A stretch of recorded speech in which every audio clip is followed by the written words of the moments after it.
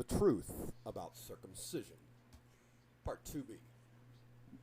Those are some of the dynamics that have contributed significantly to the forestalling of an end to this insane practice. Now let's take a look at the neurological, psychological, emotional, and psychic consequences. Perinatal trauma. Circumcision is a form of perinatal birth trauma. Cansever tested boys before and after circumcision and found that the trauma causes severe disturbance of normal function.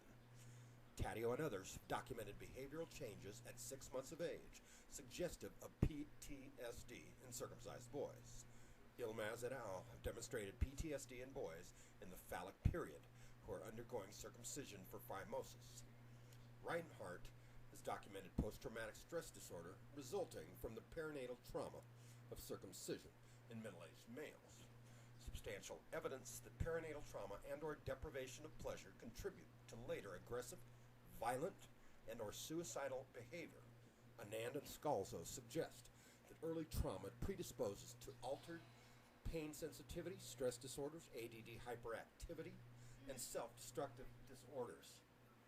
Van der Kolk identified a compulsion in traumatized persons to repeat the trauma.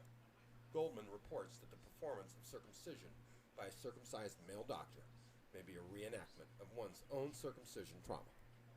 In the late 19th and early 20th century, Sigmund Freud identified castration anxiety resulting from fear of operations on the genitals.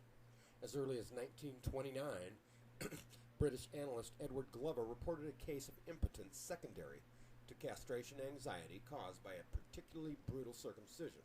Glover also reported the behavior of a medical doctor with an apparent obsessive-compulsive need to perform circumcisions. In 1945, David M. Levy, M.D., reported a study of many children who had undergone various surgical operations, including circumcisions. He found that many suffered from combat neurosis, an early name for what is now known as post-traumatic stress disorder. Child psychiatrist Anna Freud discussed the role of bodily illness in the mental life of children in 1952. Freud stated that the combination of pain and anxiety can have devastating effects on children. Child psychologist Gott Cansever in 1965 assessed 12 Turkish boys before and after they were circumcised. Cansever reported severe disturbances with functioning after the circumcision as measured by psychological testing. In 1975, James Prescott reports on the origins of violence. Prescott believes that the deprivation of body pleasure contributes to the development of violent behavior. Circumcision removes the pleasure sensors in the foreskin and so deprives the individual of body pleasure. Richards, in 1976, observed behavior differences in male children in the U.S. that were not found in male children in Europe. The U.S. male children were circumcised, while the European children were not circumcised. Richards suggested that the changes were due to circumcision. Grimes, apparently unaware of the work of Freud, Cansever, or Richards, wrote in 1978 that the application of crushing clamps and excision of penile tissue probably do little to engender a trusting, congenial relationship with the infant's new surroundings. Kennedy reported the case of an adolescent boy traumatized by circumcision. York subsequently reported on the need for additional study of psychic trauma. He cited the trauma of circumcision as an example. The Diagnostic Manual of the American Psychiatric Association, DSM-3, first identified the conditions that contribute to the development of post-traumatic stress disorder in 1980. The 1987 DSM-3R reports the conditions described for the pathogenesis of PTSD. These are exactly similar to those experienced by the helpless infant undergoing circumcision. Perinatal psychologist David Chamberlain in 1989 demonstrated that people under hypnosis can remember their birth and traumatic events associated with it. Van der Volk, 1989, reported that victims of trauma tend to reenact the trauma. These findings apply to many kinds of child abuse and may help to explain why men and women who were victims of circumcision violence are more likely to perpetuate male and female circumcision violence. Again, in 1989, Prescott contrasts the pain and trauma of circumcision with the pleasure and peace of avoided circumcision. He identifies the pain and lack of pleasure associated with circumcision with changes in brain development and behavior. Prescott argues that the early genital pain of circumcision encodes the brain for later sadomasochistic tendencies, including violent, destructive behavior. In 1991, Alice Miller discusses the effects of early child abuse and trauma on later violent and self-destructive behaviors.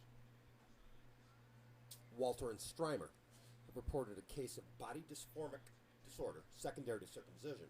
McGuire and Parks confirmed that grief is common in persons who have lost body parts. Bigelow in 1992 and 95 reported that circumcised men who have become fathers in circumcising cultures often exhibit a behavior described as adamant father syndrome. The adamant father insists that his son be circumcised, even after a rational discussion is provided. In 1993, Minaj found post-traumatic stress disorder in women who have undergone genital procedures. Williams and Capella surveyed the complications of circumcision in 1993. This is believed to be the first medical journal article of this type to discuss psychological complications of circumcision in any detail. George C. Deniston, MD, MPH, in 1994, discusses the psychological effects and behavior changes in adult men resulting from denial of loss of penile circumcision. David Chamberlain, PhD, in 1995, discusses the perinatal origin of later violent behavior. Dr. Chamberlain argues that babies should not be circumcised. In 1996, Hepper reviews the literature that shows that fetal memory commences to operate well prior to birth and continues across the birth experience into the newborn period. Diamond provides a psychosexual follow-up report on the case of John Jones, who was sexually reassigned and raised as a girl following the total loss of his penis to a circumcision disaster. John was circumcised to treat a fused foreskin, even though this is a normal developmental condition in newborn boys. John, David Raymer of Winnipeg, Canada, was the subject of a book, As Nature Made Him, by journalist John Colapinto. Mr. Raymer later committed suicide. And that concludes The Truth About Circumcision, Part 2, Part B. Please stay tuned for Part C. Thank you.